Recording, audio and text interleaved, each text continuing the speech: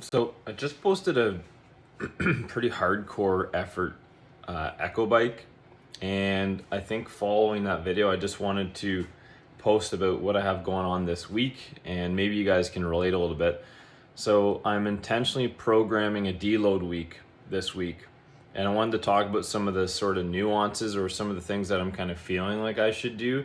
And the reason I want to post this is because for me, it's a little bit challenging to take weeks of recovery, or like to actually do weeks of recovery, but they can be really important whether you're training for something or not.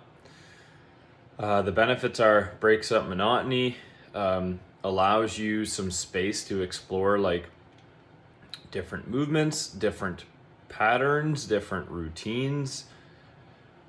For me, I'm already in a pretty good routine. So for me, it's more about breaking up the stimulus because there's been a lot of the same stuff. I've been on this echo bike like 4 to 5 times a week, and it's a lot. It's actually pretty draining mentally too.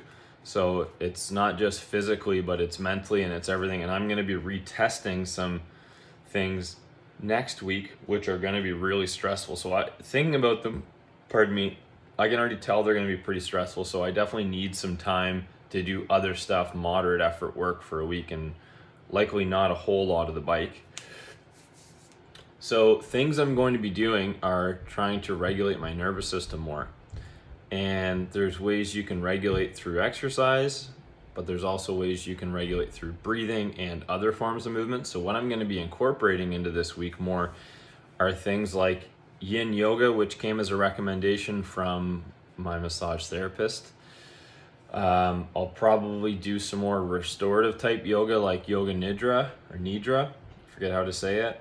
And that was, I've done some of that before, but that was a recent recommendation from a constellation coach that I hired.